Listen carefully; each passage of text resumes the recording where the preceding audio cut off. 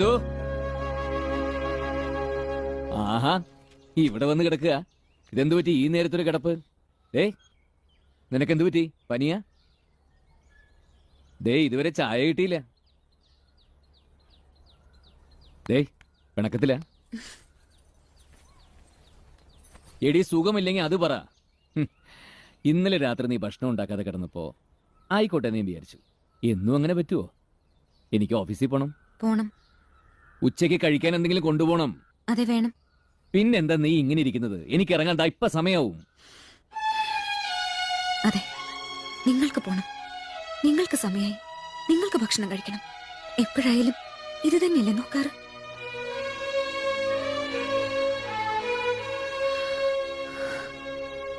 ഇത്ര നാളും ഞാനൊരു മാടിനെ പോലെ അവിടെ ജീവിച്ചത്.